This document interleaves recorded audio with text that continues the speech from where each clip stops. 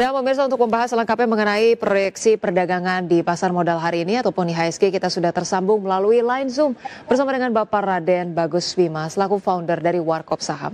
Baik, selamat pagi Mas Raden, apa kabar? Ya, selamat pagi, kabar baik, Baros. Ya, baik. Terima kasih banyak Mas Raden sudah meluangkan waktunya di IDX Channel. Mas Raden, kalau kita lihat IHSG dengan posisi kemarin koreksi hampir 2%, bahkan sempat menyentuh pelemahan 3% ya. Review Anda seperti apa sih? Apakah kemudian ini memang didominasi oleh ketidakpastian antara Amerika Serikat dan juga China, atau memang dari dalam negeri pun belum ada katalis yang cukup positif yang bisa mendongkrak IHSG? Silahkan Mas Raden.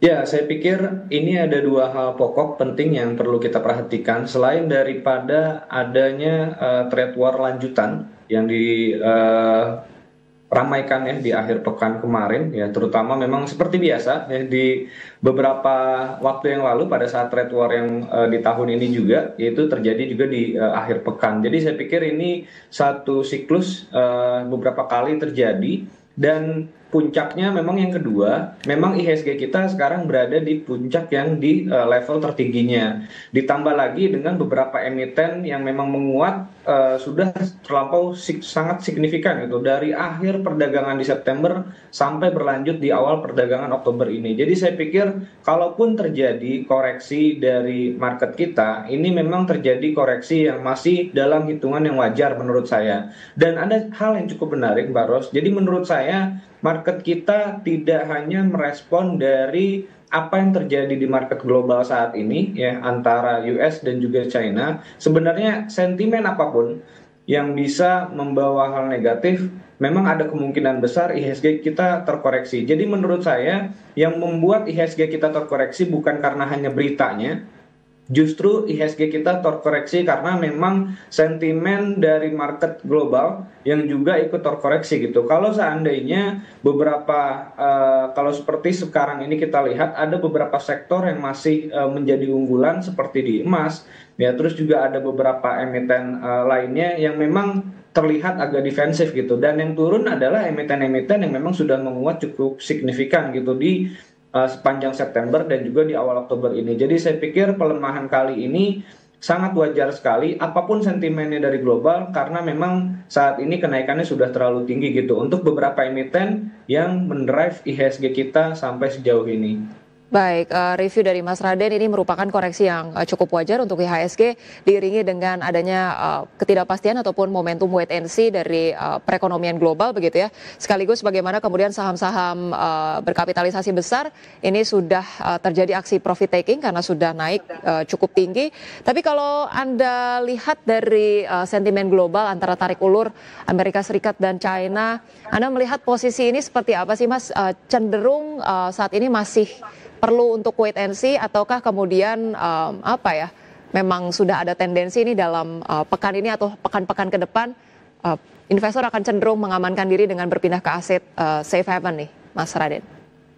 Ya, saya pikir tidak hanya sentimen global saja yang perlu kita perhatikan. Kalaupun memang ternyata sentimen tersebut yang menjadi satu-satunya yang perlu diperhatikan oleh investor, penurunan IHSG sudah terjadi dari hari Senin. Tapi tidak terjadi itu di hari Senin gitu. Bahkan terjadinya kemarin baru terjadi hari Selasa. Padahal kalau memang itu menjadi sentimen yang sangat krusial sekali, itu terjadinya harusnya di hari Senin. Nah, makanya saya sampaikan kemungkinan besar memang faktornya, walaupun memang ada faktor global gitu, tapi saya lebih melihat ke faktor-faktor lebih dalam gitu ya di market kita, di domestik, terutama kita perlu mendalami beberapa saham dari sisi per sektor ataupun grup-grup tertentu yang menguat signifikan, sehingga itu yang perlu kita cermati. Mungkin di perdagangan sampai akhir pekan ini saya pikir masih akan ada beberapa emiten yang mengalami penguatan atau beberapa sektor dan juga grup tertentu yang masih mengalami penguatan, karena lagi-lagi sentimen domestiknya saya pikir saat ini jauh lebih kuat. Ada salah satu variabel yang cukup penting kita perhatikan juga dari sisi investor asing yang juga memang baru merealisasikan cukup banyak penjualan itu di hari Selasa.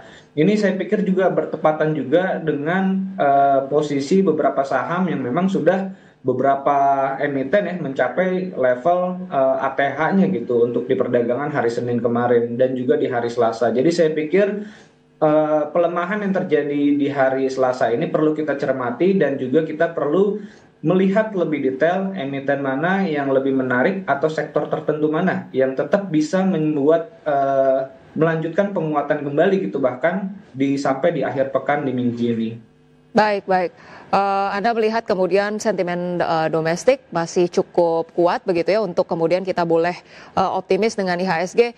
Tapi terkait dengan tadi Anda katakan sektor-sektor yang boleh menjadi rekomendasi selain daripada sektor mungkin komoditas khususnya emas begitu ya.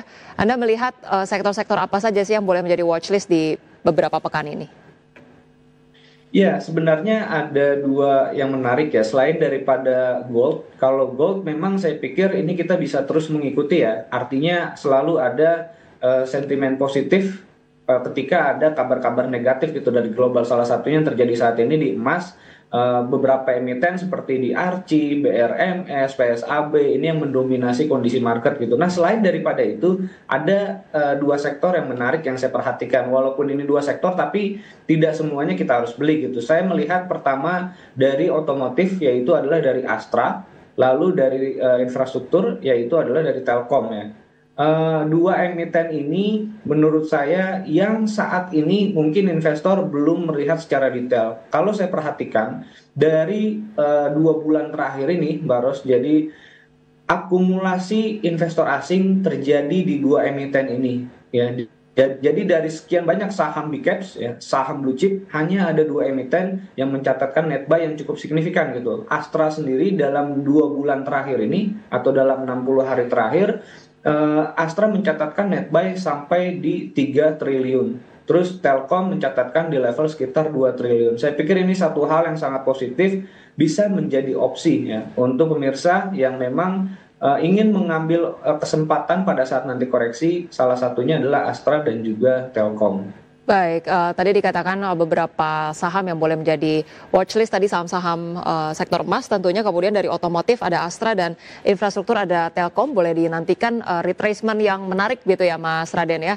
untuk kemudian boleh mulai ambil posisi. Tapi kalau kita review untuk saham-saham yang mengalami pelemahan cukup dalam di perdagangan kemarin, khususnya saham-saham konglomerasi dan juga perbankan big caps, Anda melihat ini adalah momentum yang tepat untuk mulai entry atau kemudian masih wait and see dulu, Mas Raden?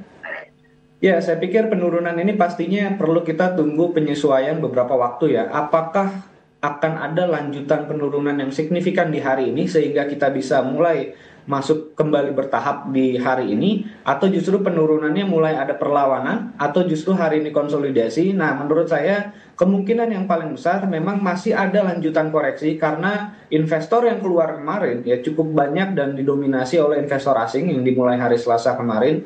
Jadi kemungkinan besar masih akan ada koreksi lanjutan. Kalaupun ada penguatan, saya masih menyarankan untuk kita manfaatkan sell on strength terlebih dahulu. Walaupun kemarin memang cukup banyak dikatakan bahwa koreksi kemarin cukup signifikan gitu karena memang terjadi dalam satu hari.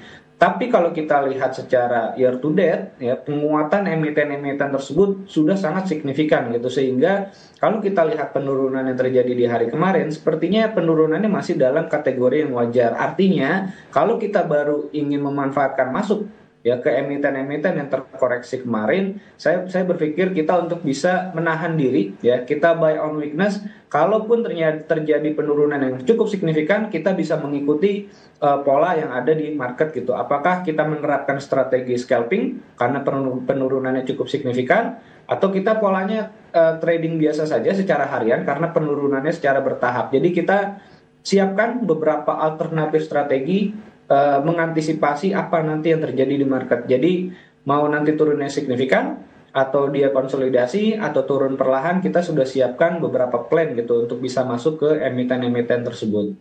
Baik, siapkan beberapa strategi atau plan untuk menyikapi saham-saham yang kemarin cenderung turun drastis, tapi kemudian masih ada proyeksi untuk penurunan lebih lanjut di hari ini ya, direkomendasikan untuk wait and see. Baik, Mas Raden, kita masih akan bahas saham-saham yang tadi disebutkan terkait dengan saham-saham yang boleh menjadi watchlist, saham pilihan, kemudian juga berbagai sentimen lainnya, tapi kita akan bahas usai jeda berikut ini. Pemirsa jangan kemana-mana, tetaplah bersama kami.